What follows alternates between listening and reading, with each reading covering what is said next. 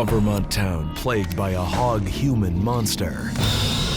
It looked like a man except for a pig's head. It's terrifying. The North Carolina Bridge with a hitchhiker from hell. You okay?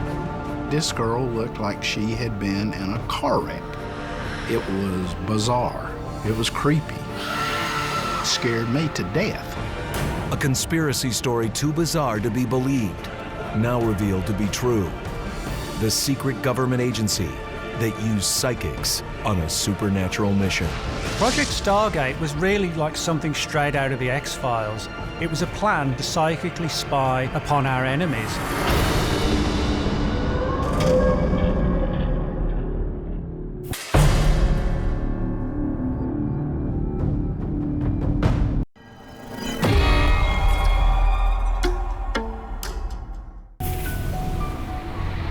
In America's far northeast, within the Green Mountains of Vermont, the countryside town of Northfield. By all appearances, Northfield is a quintessential New England village. A charming mix of farming families and college students. What's curious is Northfield's obsession with a most unusual beast.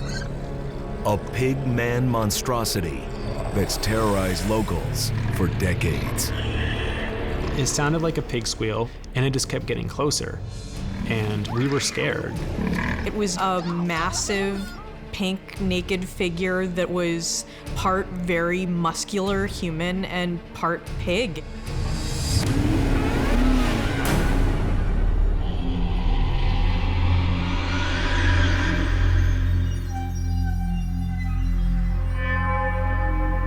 In order to really understand Northfield's monster legend, you have to get out to the edge of town, to a place where the woods descend into a rugged ravine.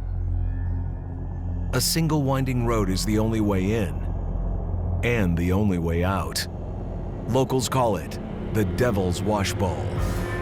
I would not want to be in the Devil's Wash Bowl alone at night. It would be really easy for something to hide up there. There's caves, there's really, really thick underbrush. It definitely is a creepy region. I mean, you're so isolated. If something were to happen to you up in Devil's Wash Bowl, there's a good chance no one would find you. In fact, the Devil's Wash Bowl has a long history of very odd, pig-related encounters. The strangeness started in 1971 when a young man, about 20 years old, disappeared from a farm on Darby Hill. According to the legend, the young man handled his pigs with cruelty. One night, he met with a gruesome end. Come get your food.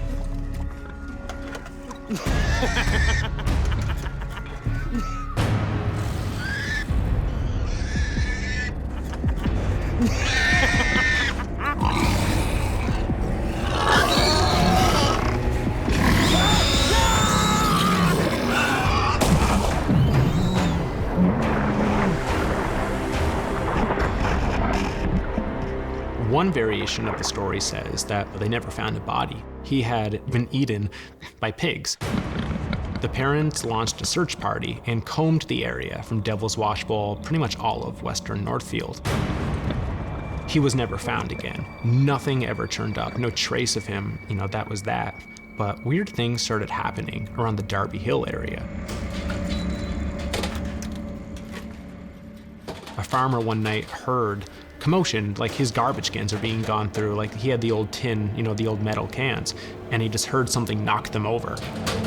He figured it was a wild animal, perhaps a bear.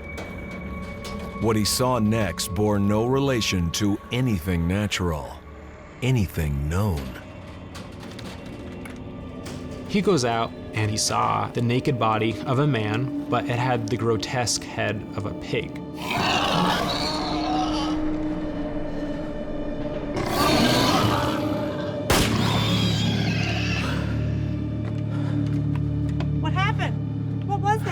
It was a pigman. What? Another. After an encounter like this, a staid Vermont farmer might be hesitant to talk about the intruder. Who would believe him? Only Pigman wouldn't stay in the shadows for long.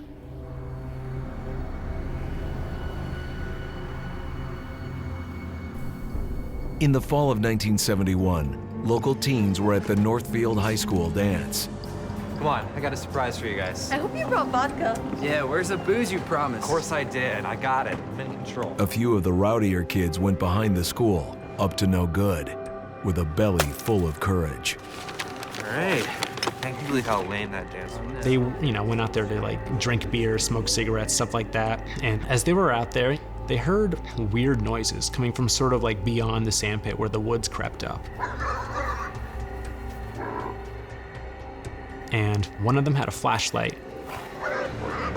What's that? He shined it over, and they did not expect what they saw. Probably just someone messing with us.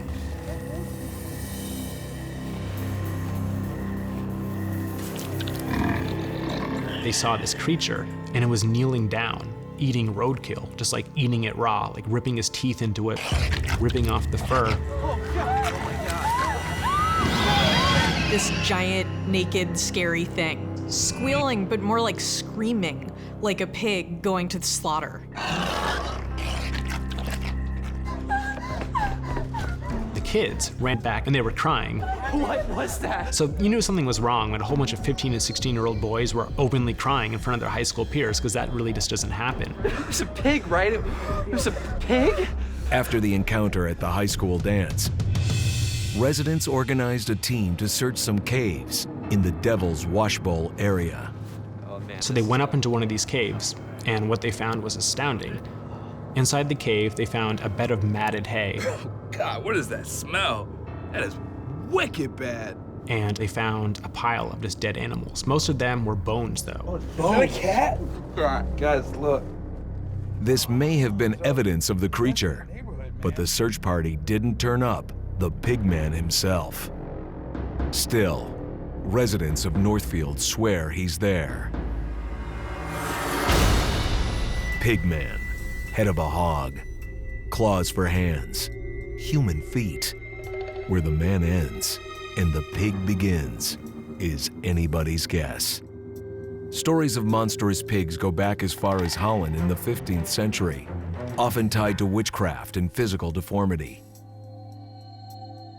Over the years, various theories have circulated about the origins of Northfield's Pigman.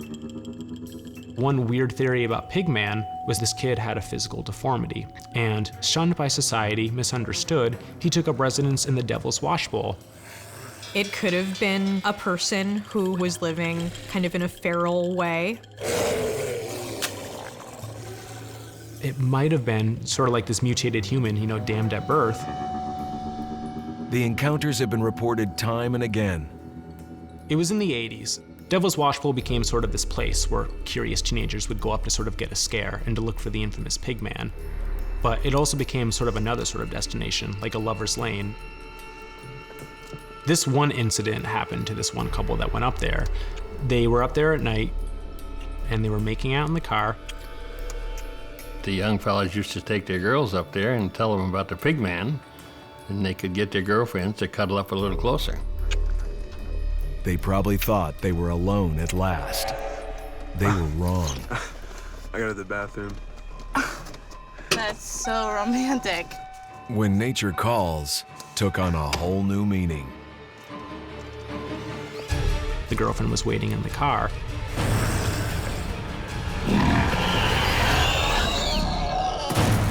All of a sudden, she heard like this noise, and she looked over, and her boyfriend had been thrown into the underbrush.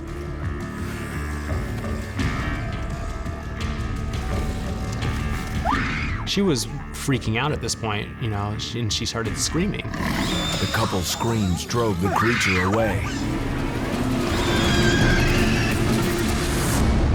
Oh my God, what was that thing? I don't know. That was not a normal person. The young man survived the attack, Your shirt. and his injuries would reveal an important clue about the Pigman. Oh my God. He said that instead of hands, he had like a set of two giant jutting claws that were like in the area where his hand should have been, which was an interesting detail. And he had the proof on his stomach.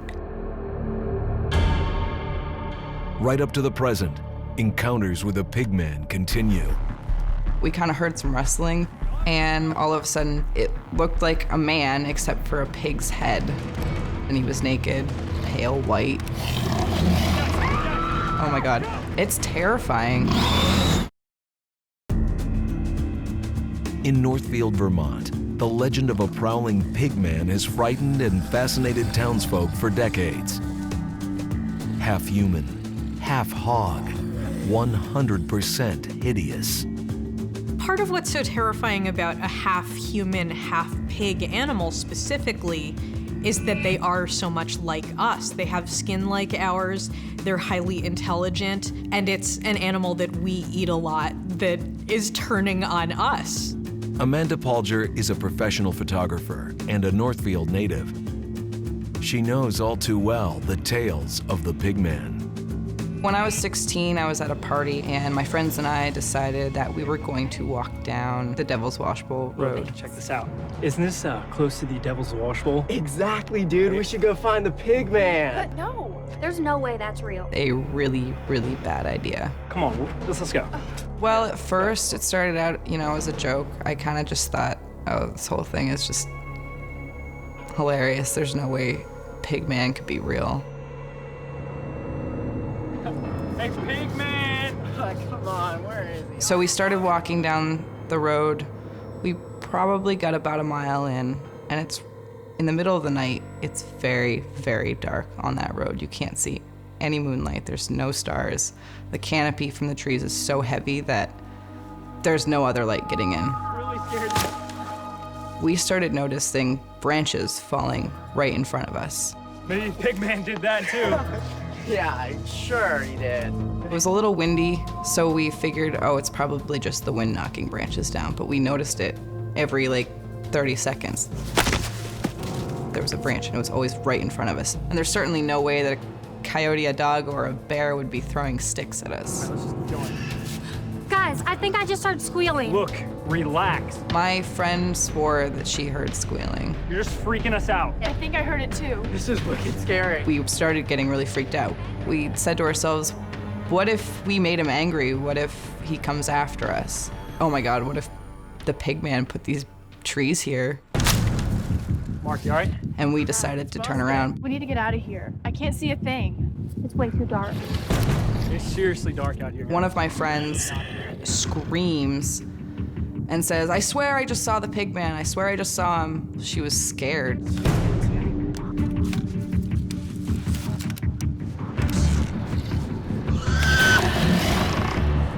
It looked like a man except for a pig's head. And he came out of the woods and he was naked and just white, really, really pale white. It's terrifying. Amanda's not sure what to believe about Northfield's fabled swine. I do think something was throwing those branches at us. I definitely think there could be something up there. I'm still really afraid of those woods in the Devil's Washbowl.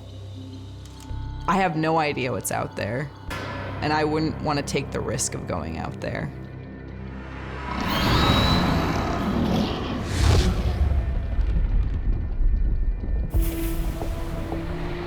In the middle of North Carolina sits the small settlement of Jamestown, a community of barely 3,000. It feels like everybody knows one another. And there's one more resident known to one and all.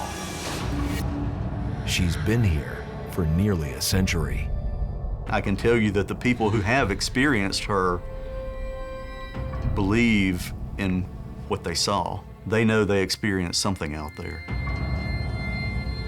On the edge of town, a country road and what appears to be an ordinary bridge. It's actually a place that's caught in a limbo of another time. A night when a young woman lost her way home. Lydia the hitchhiker.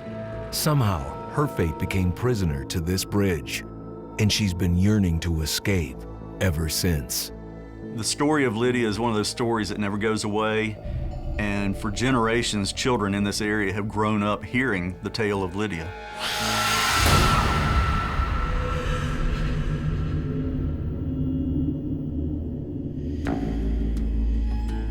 The infamous Jamestown Bridge.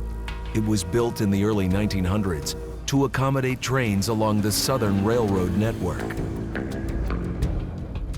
Less well planned was the narrow, treacherous road leading to the underpass. Back then, there were many accidents. People say that there were many fatalities there over the years. The bridge, known for its many hazards, has become even more famous for a hitchhiker. Her appearances at the bridge began back in the 1920s, on a night that held such promise, but turned into tragedy. She was coming home from this wonderful evening where she had been dancing with her boyfriend. Lydia, why in the world would you ever go to prom with me? I didn't want to be an old maid. Yeah, well, you could have gone with Sam. Or anybody else in town. I didn't want to go with anybody else. I'm gonna love you till the day I die. And her life was cut short by this tragic accident.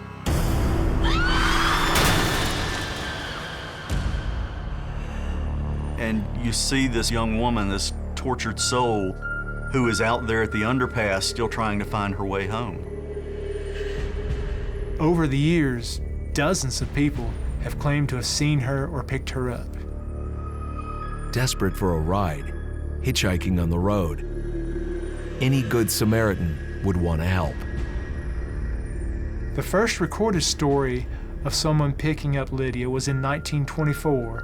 A man on his way home from the late shift saw the girl standing there beside the underpass. Folklorists record his name as Burke Hardison. So he pulls over on the side of the road. And that's when he is startled by her appearance. Are you okay? She appears beaten. Do you need a doctor? As if someone has beaten her up or she's been in an accident. As he drives, he feels more and more dread and fear. She was silently sitting there, and he's getting more frightened. As he got closer to the street, she indicated that that was the street. So he turned down the street. Wait here, okay? Wait here. They arrived at a house on Johnson Street, near Jamestown. What do you want? The door opened, and an elderly woman stood there. He said, Hello, ma'am. I'm sorry it's so late, but I do believe I have your daughter in my car. The woman shook her head and said, no, that's impossible. No, my daughter died years ago in a terrible car wreck on the curve down below the Jamestown Bridge. And she picked up a picture and said, "This is my daughter, Lydia."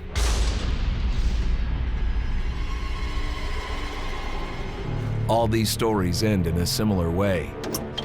The young hitchhiker, gone, as if she had never been there at all. Through the years, the roadside encounters with Lydia have turned more sinister and dangerous. Imagine coming up on a hitchhiker at 2:30 at night. What should you do? This girl was on the side of the road. You okay? It was bizarre. It was creepy. It scared me to death. In North Carolina, in the small settlement known as Jamestown, there's a bridge that seems to exist as a way station between this world and the next. Generations of travelers claim to have seen a young female hitchhiker. She never seems to leave. That's what Tom Beasley saw one night in 1972 when he was driving near the Jamestown Bridge. I never believed the legend of Lydia. I was a non-believer. That would soon change. One night, Tom and a buddy were returning home late to Jamestown from the nearby city of Greensboro. We'd gone over there, I guess you could say, for a night in the town. It was 2 a.m. as they drove the deserted road. Suddenly, Tom spotted something strange ahead. As I was coming down the hill, the girl was standing on the side of the road. At first, He didn't quite believe his eyes. Then I passed her. This girl looked like she had been in a car wreck. Obviously, she's in distress. I woke my friend up, You see a young lady on the side of the road? and he said, "You're crazy." There's someone back there. I think she needs help. I'm turning around. We went back to see if the girl was still there. And we were going to find out what the problem was and, if she needed help. And at that point, my friend saw her on the side of the road. But this time she was sitting underground.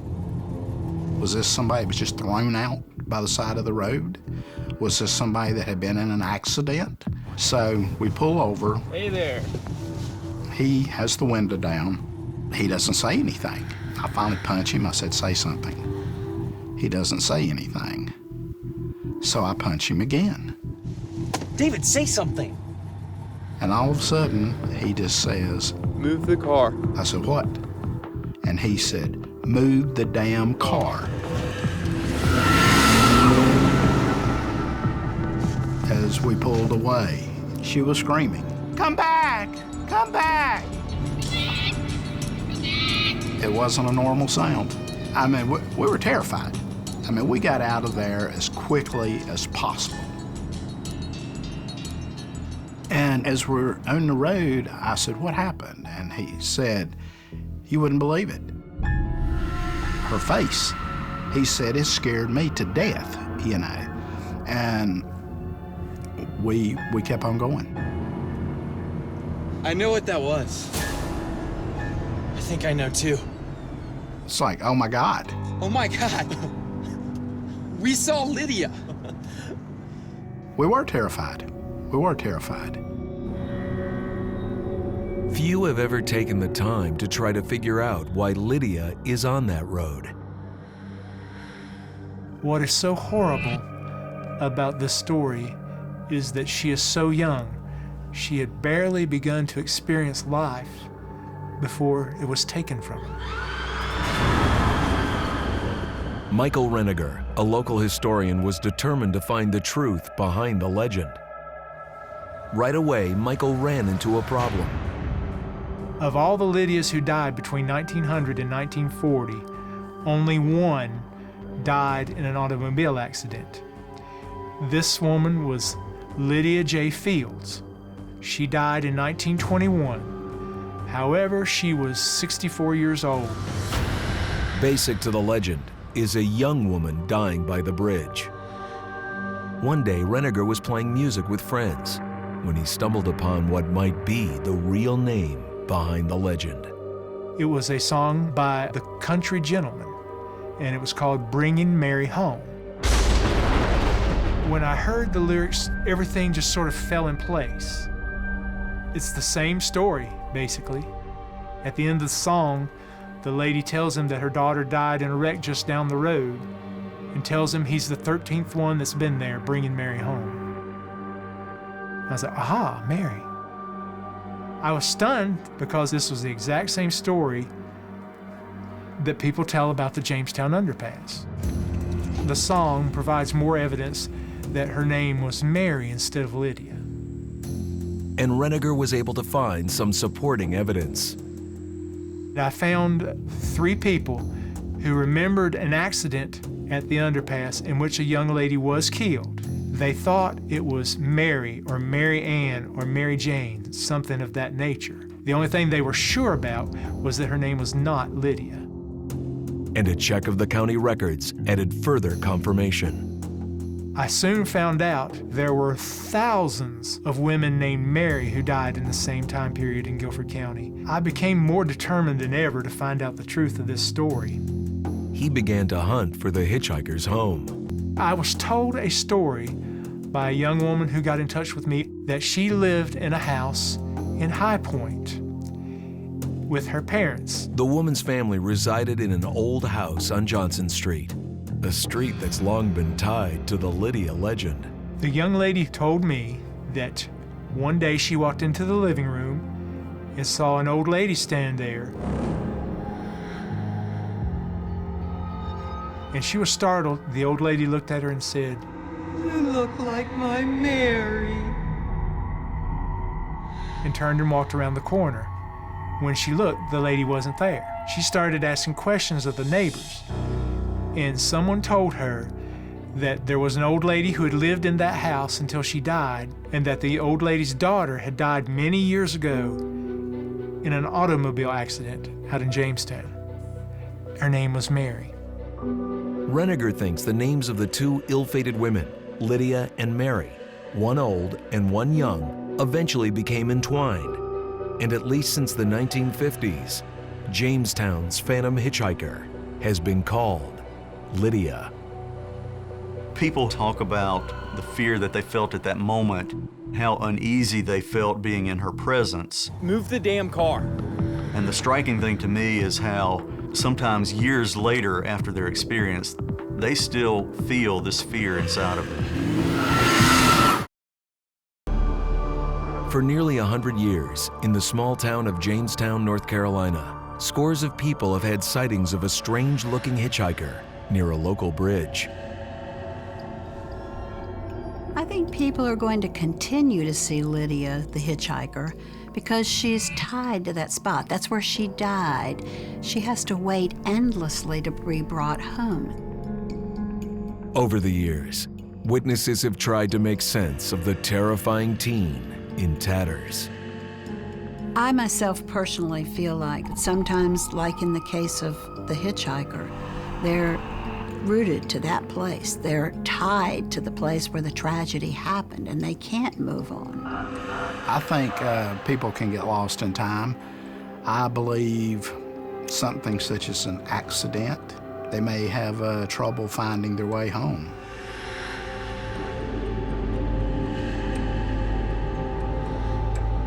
To this day, I still think back about that night. I can hear the girl screaming.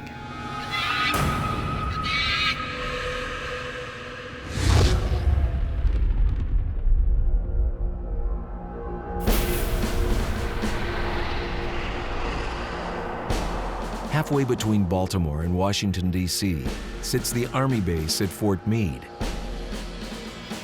It once harbored a mysterious military unit, one that turned psychics into soldiers. I was a psychic spy for the U.S. government. My job was to use my mental powers to collect intelligence from foreign threats in support of the U.S. government's goals and missions.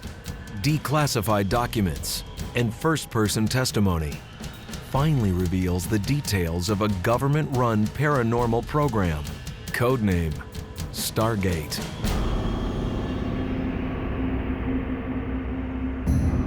There are people who seem to possess extraordinary abilities: clairvoyance, telepathy, mind over matter. While many doubt these powers exist, the U.S. government actually took the chance they might be real. Project Stargate was really like something straight out of the X-Files. It was a plan at the height of the Cold War to train people to psychically spy upon our enemies. The military chose a handful of soldiers, unlike anyone ever equipped for combat. They felt that they might be either extremely lucky or may have some bent towards psychic performance. The idea was far-fetched. Recruits capable of remote viewing, an ability to project oneself psychically to remote locations or targets. If it worked, it would be ESP on steroids. Why was the U.S. government willing to dabble in these dark arts? Apparently, they were desperate. Desperate for information during the Cold War with the Soviets. This was the early 70s. We're still in the height of the Cold War. Deep fears of a worldwide nuclear apocalypse. What the government was looking for was an alternative way to spy on the enemy that wouldn't be noticed. Paul Smith was one of the government's secret remote viewers. Even for Smith, the program was baffling in the extreme. There were times when remote viewing just fell flat on its face. But there were times when it worked really well, and that there was no doubt that we had gotten that information through psychic means. Up close, the process looked about as complicated as entering a room and sitting down at a desk. A typical remote viewing session looks almost like it was designed to put anybody else watching it to sleep. The monitor would hand the remote viewer a sealed envelope with a target written inside. Neither of them knew what the target was. Or let me know what comes into your mind. Do you understand these instructions I've given you? The remote viewer would begin to receive impressions of the target. First thing is, you start getting what I call as fragments or bits of perception. Colors, tastes, smells, sounds, and you're getting all that down. It's pretty much as exciting as watching somebody do a math problem. It's not all that sexy, but the results after the fact are, amazing. We worked on all kinds of things. Soviet R&D. They would often run us on things like hostage situations in the Middle East. Chinese nuclear tests, and we were successful in doing that. At one point, Paul Smith was actually asked by his superiors to try to see into the future. They wanted information on future attacks on the U.S. So I sit down and I got this impression of this large metal structure out in the middle of the water. The structure was moving. I soon realized it's some kind of vessel, and in fact I had the impression it was an American destroyer. The USS Stark, a Navy frigate, is on routine patrol in the Persian Gulf, 85 miles northeast of Bahrain. Its 200 officers and crew had just passed Hump Day, the halfway mark of their 6-month deployment. What's up with you, man? The crew was in good spirits. Most were settled into their bunks below, full from a Sunday dinner of pot pie. I even got an impression of celery sauteing in the galley. I mean, that smell was present. I got the impression of this. There's an aircraft above. Some way off in the distance. The frigate's radar appeared normal.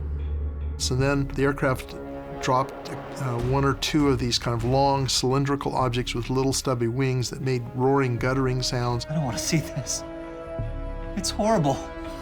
At 9:07, a lookout on the deck spotted a bright white light on the horizon. By 9:09, it was all too obvious. The light was a missile, heading straight for the Stark. Missile inbound, missile inbound. And there's smoke and flame, and the vessel kind of shivers and shakes and leans to one side, and there's fire hoses on the deck and people screaming, and almost kind of like chaos going on. It's really hard to explain unless you've experienced it yourself. It was like I was seeing them screaming. It's horrible. In Fort Meade, Maryland, a top-secret government mission, Project Stargate employed telepathic spies in a war against America's enemies. On May 15, 1987, psychic spy Paul Smith was in session, viewing in his mind's eye some sort of an attack against a Navy ship. There's an aircraft above. Missiles ripped through the port side hull and exploded inside the crew's sleeping quarters. Those who weren't killed by the initial blast soon perished in a raging inferno. The surprising thing, Smith's psychic session was ignored. Let's call it quits for the weekend, okay? No alarm bells tripped, no warning flags raised. 2 days later, on May 17th, Smith's horrifying vision would turn out to be true. Tell your sister we're leaving. Okay. I was getting my kids off to school and I get a phone call from our operations officer. Hello? He said, "You haven't seen the papers yet this morning, have you?" No, I haven't. So I open up the Washington Post. Front page, photograph of the ship. U.S. ship hit by 2 Iraqi Exocet missiles. And it was on fire, 37 sailors were killed. It was probably the most accurate remote viewing session I've ever done.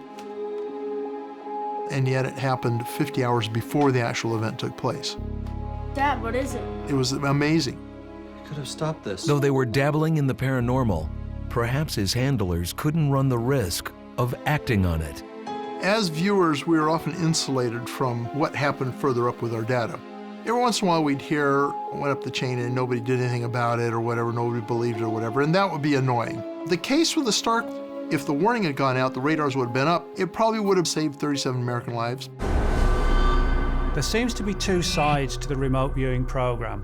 One was to legitimately spy on the enemies and to prevent them from doing us harm. The other side of the coin was the research that was undertaken into the UFO phenomenon and what that may have uncovered with regard to UFO activity on the moon, on Mars, and even right here on Earth. Joseph McMoneagle was Stargate's first remote viewer, designated 001.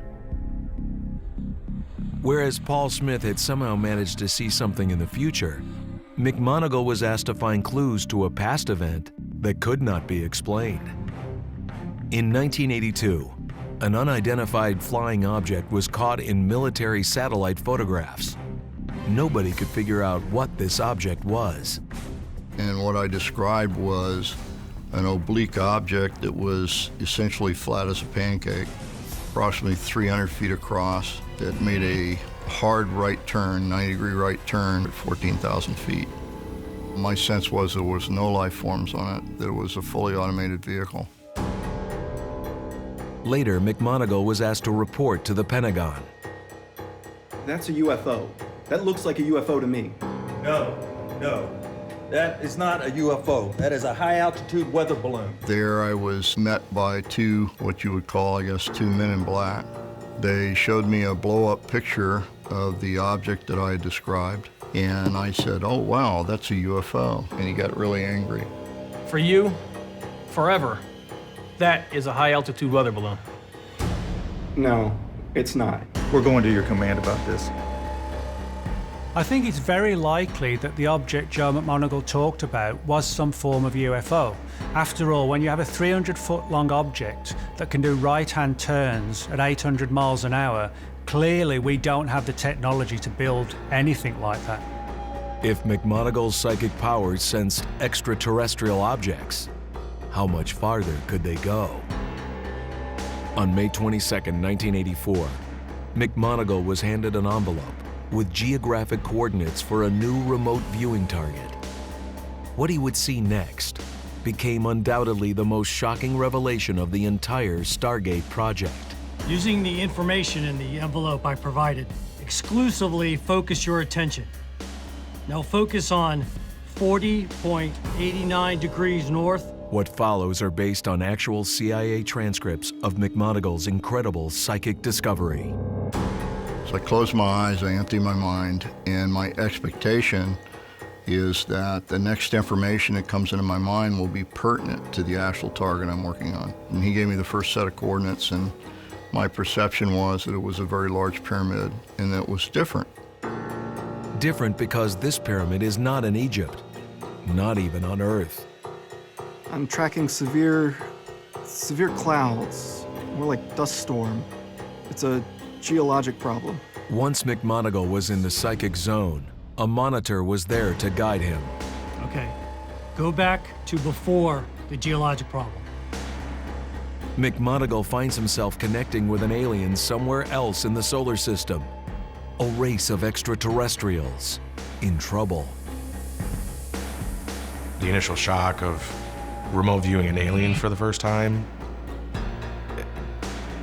question everything that you know. At Fort Meade Army Base in 1984, Joe McMoneagle was part of a secret government program, Project Stargate, attempting to use psychic spies to locate alien life forms. I'm just seeing very large people, very tall and thin. It's humans like us, only they seem to be much bigger.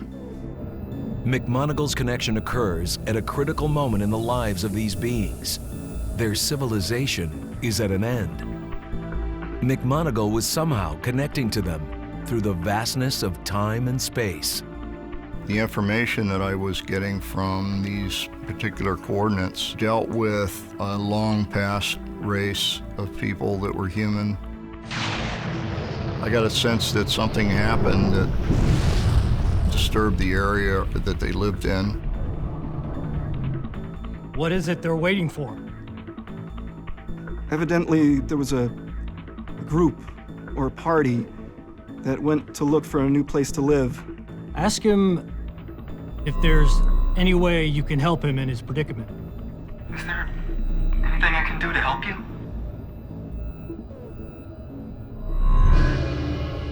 As hard as it is to believe, McMonagle is certain he was staring at the ravaged end of an ancient civilization, preparing to leave with its remnant population. Would you like to know what your target was?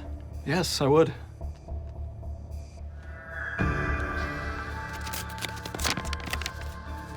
Even more shocking, they're headed to Earth. I think it's highly likely that we may be the survivors or the subsequent survivors of that particular species or that particular race. The images continued to haunt McMonagle, so eventually he decided to do a little research on his own. I'd like to get pictures for these coordinates on Mars. I went by JPL, the Jet Propulsion Lab, and went in and handed the guy the card at the desk and said, I'd like to get negatives for these locations on Mars. And he took one look at the card and he said, Oh, you want pictures of the old city? And he turned around and pulled an envelope out and handed it to me. And I have to say that where I remote viewed a very large pyramid, well, in fact, there's a four-sided pyramid there. It's left me with enough information that I am sure that I was remote viewing something on Mars. A number of researchers of Project Stargate believe that thanks to the remote viewing program, the US government has actually uncovered evidence of extraterrestrial life in our solar system, possibly even on our planet. If revealed, of course, this would be the biggest story ever, but it begs the question, why is the government withholding it? If we all knew that aliens existed, the government would collapse overnight. And not just ours, around the world. Everything from religious institutions to, world governments, first world governments, would collapse. As the details of this program are only now making clear, what began as an unconventional military experiment may have yielded earth-shaking discoveries. I got a Legion of Merit from my government for providing information that could not be obtained by any other method on over 160 different targets. I know that remote viewing works. It kind of startled me, really, the marvelous nature of what we were doing. At Fort Meade, what actually had happened here, there was no other explanation than I had really been psychic during that time.